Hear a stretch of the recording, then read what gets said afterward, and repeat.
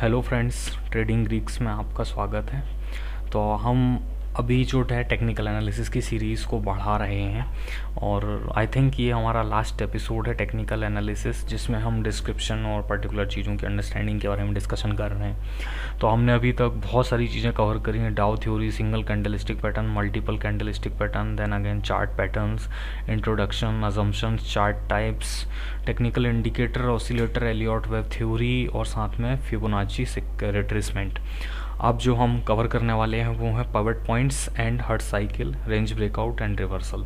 तो चलिए सबसे पहले समझते हैं पिवट पॉइंट्स क्या होते हैं। तो पिवट पॉइंट्स जो हैं वो एक्चुअल में मार्केट डेटा को लेकर बनाया जाता है। तो पिवट पॉइंट्स का सबसे बेसिक फंडा है high plus low plus close divided by 3 equal to pivot point, which is abbreviated as PP. फिर S1, S2, S3 ये होता है सपोर्ट 1, सपोर्ट 2, सपोर्ट 3। फिर होता है R1, R2, R3, resistance 1, resistance 2, resistance 3। इनकी कैलकुलेशन जो है पर्टिकुलर फार्मूलाज जो यहाँ पे शो हो रहे हैं इस तरीके से की जाती है। आपको इसकी इतनी अंडरस्टैंडिंग रखनी है कि ये चीज़ें कुछ पर्टिकुलर फार्मूलाज के रूप में होती हैं, बट एक्चुअल में जब हम इस चीज़ को अप्लाई करते हैं लाइव ट्रेडिंग में तो हमारे पास सॉफ्टवेयर्स होते हैं, जो सॉफ्टवेयर्स में ऑलरेडी एल्गोरिदम पहले से राइट होती है कोड के थ्रू, जो कि ये कैलकुलेशन करके हमको एग्जैक्ट लास्ट रिजल्ट दे देते हैं। तो इसमें इतना वरी होने की कोई ज़रूरत नहीं है। आपके लिए कॉन्सेप्ट जो ज़रूर होना पता चाहिए वो इम्पॉर्टेंट है, तो बस आप इतना देख लीजिए। उसके बाद हम इसको लाइव मार्केट में चेक करते हैं कि किस तरीके से दिखता है। तो मैं सबसे पहले निफ्टी का चार्ट लगा लेता हूँ। ये मैंने निफ्टी का चार्ट लगाया और अब इस पे मैं पिवट पॉइंट्स लगाने वाला हूँ। तो पिवट पॉइंट्स के लिए मैं सर्च करता हूँ पिवट पॉइंट्स। ये पिवट पॉइंट्स की सर्चिंग है। अब आप इसमें जो देख रहे हैं ये जो शुरुआत ऊपर के 3 पॉइंट 1 2 3, रेजिस्टेंस 1, रेजिस्टेंस 2, रेजिस्टेंस 3, नीचे की तरफ सपोर्ट 1, सपोर्ट 2, सपोर्ट 3। ये निफ्टी का 1 घंटे का चार्ट है। मैं इसको डेली का चार्ट लगा लेता हूँ। डेली के चार्ट में उतना कुछ खास समझ नहीं आ रहा, हम 1 घंटे के चार्ट से ही समझते हैं। तो इसकी कैलकुलेशन कुछ इस तरीके की होती है कि अगर पर्टिकुलर स्क्रिप्ट की क्लोजिंग मतलब कैंडल की क्लोजिंग अगर इस पर्टिकुलर लाइन, मतलब सपोज़ करिए डॉट्स की जगह पे अगर लाइन होता, तो अगर उसकी क्लोजिंग इस पर्टिकुलर लाइन के ऊपर आ गई है तो इसका मतलब ये है कि वो इस पर्टिकुलर लेवल को ब्रेक कर चुका है। अब उसका नेक्स्ट जो लेवल होगा वो उसका नेक्स्ट रेजिस्टेंस होगा और सेम सपोर्ट में भी वही होगा। सपोर्ट ये वाला ब्रेक हुआ तो फिर नेक्स्ट ही होगा। तो हम चाहें तो इस पर्टिकुलर का हमें सेल की कॉल बनानी है तो हम इस सपोर्ट लेवल के नीचे का टारगेट रखेंगे और इस लेवल के ऊपर का एसएल रखेंगे। इस तरीके से काम होता है। बट हमेशा ध्यान रखिएगा, ट्रेंड इज़ अ फ्रेंड। तो इफ़ सपोज़ कि मार्केट का डाउन ट्रेंड चल रहा है, उस सिचुएशन में अगर कभी भी आपको सेल का कॉल मिल रहा है तो कोशिश करिएगा कि सेल की कॉल को ज़्यादा फॉलो किया जाए, क्योंकि जो बेसिक थ्योरी बोलती है वो ये है कि ट्रेंड इज़ फ्रेंड। तो आप जो सेल की कॉल बनाएंगे वो ट्रेंड के अकॉर्डिंग होगी और वो ज़्यादा बेनिफिशियल होगी। ओके, तो ये पिवट पॉइंट्स होते हैं। पिवट पॉइंट्स की लोग बहुत तरीके से लोग स्ट्रेटजीज फॉलो करते हैं। लाइक कुछ लोग जो प्राइस पैटर्न पे काम करते हैं तो उनके हिसाब से ये होता है कि यार ये 14,600 चला गया है, 14,600 पे पिवट पॉइंट आ रहा है तो उसका रिवर्सल बनेगा, तो अब उस रिवर्सल से हम बाय रखेंगे और S1 जो है या S2 जो है उसको हम SL रखेंगे और टारगेट के लिए हम फिर से पिवट पॉइंट का लेवल या फिर रेजिस्टेंस 1 या रेजिस्टेंस 2 का टारगेट लेवल रखेंगे। तो ट्रेड करने वाले कुछ इस तरीके से भी ट्रेड करते हैं। बट जैसा कि मैंने हमेशा आपको बताया है, कभी भी एक इंडिकेटर के भरोसे ट्रेडिंग नहीं करना चाहिए। कम से कम आपके पास में पूरा सेटअप होना चाहिए जिसमें 2 से 3 इंडिकेटर, जब आपको पर्टिकुलर इंडिकेटर मतलब कंफर्मेशन दे रहे हैं कि हाँ भाई ये बाय या सेल बन रहा है तभी हमें ख़रीदना है या बेचना है, बस उसी तरीके से ट्रेडिंग की जाती है। और वही सक्सेसफुल ट्रेडिंग है जिसमें हमेशा हम रिस्क रिवॉर्ड रेशियो मेंटेन करके चलते हैं और हमें पता होता है कि हमें अपनी इनकम का मतलब हमारी जो टोटल कैपिटल है उसका कितना हमको लूज़ करना है। तो ये जिस दिन आपको पता रहेगा उस दिन आप सबसे पहली ट्रेडिंग की जो पहली सीढ़ी है उसको पास कर चुके होंगे।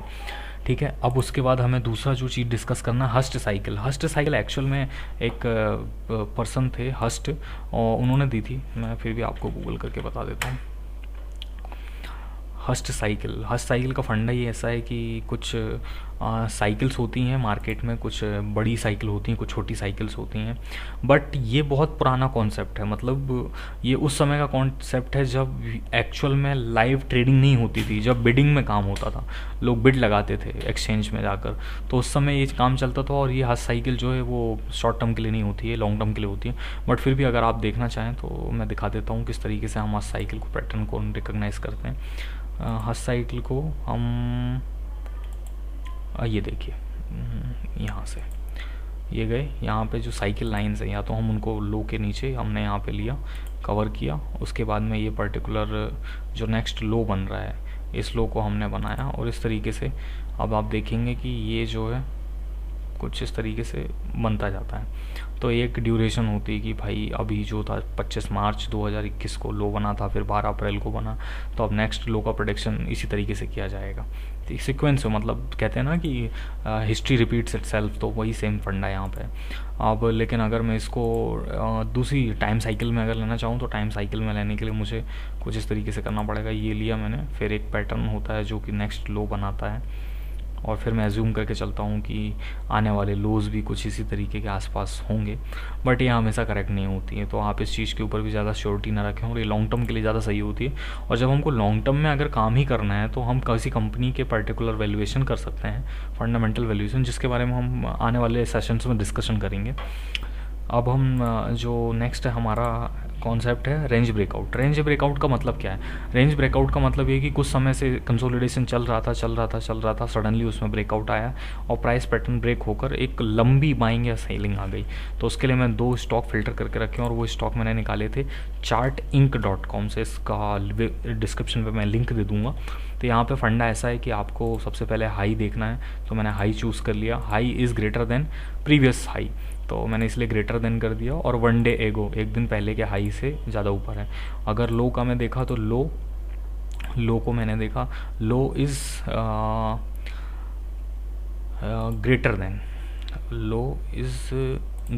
देन प्रीवियस डे लो, और फिर मैंने रन स्कैन करा, तो कुछ ऐसे स्टॉक्स निकल कर आ गए, टोरेंट पावर, इंडस टावर, भारतीय एयरटेल, गुजरात गैस। तो मैंने जो 2 स्टॉक निकाले थे वो एक इंडस टावर था, तो इंडस टावर का चार्ट लगा देता हूँ। ये मैंने इंडस टावर का चार्ट लगाया, और आप देखेंगे कि इसमें हुआ क्या है कि पहले तो यहाँ पे कुछ कैंडल्स के अंदर ब्रेकआउट मतलब कंसोलिडेशन चल रहा है, तो इसकी एक रेंज ही बन सकती है। तो ये जो थी ये कुछ इस तरीके की रेंज बन रही थी। इस रेंज के अंदर मार्केट कंसोलिडेट कर रहा है। आप देख रहे हो यहाँ पे इस कैंडल ने ब्रेकआउट दिया, और उसके बाद तो ये ब्रेकआउट चला गया।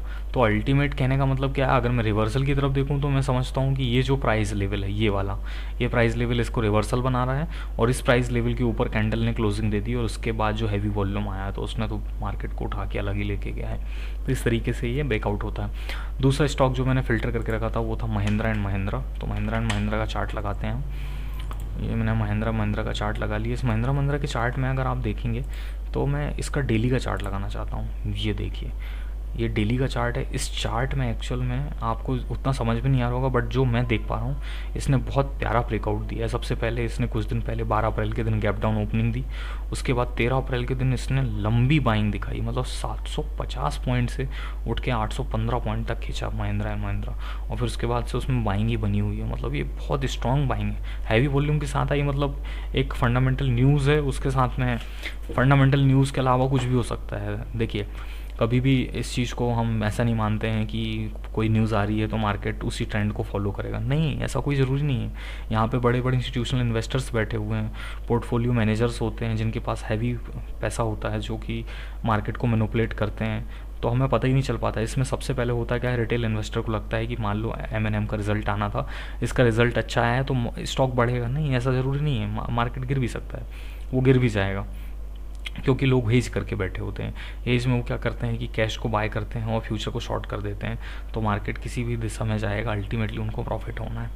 तो ये कुछ स्ट्रेटजीज होती हैं, इनके बारे में भी हम बाद में डिस्कशन करते हैं। तो इसका जो चार्ट लगाया मैंने, ये दिखाना चाहता था कि इसमें एक कंसोलिडेशन का ब्रेकआउट आ रहा है। ये देखिए, इसने पर्टिकुलर रेंज बार बार टच किया। ये डेली का चार्ट है, तो यहाँ इस पर्टिकुलर प्राइस पर टच कर रहा है बार बार, उसका फाइनल ब्रेकआउट दिया है। अब मुझे लग रहा है कि ये जो है ये यहाँ तक आ जाएगा ऊपर 860 के आसपास के लेवल, मतलब यहाँ से 40 रुपये, मतलब 5% के आसपास यहाँ पे भी और बाइंग आएगी।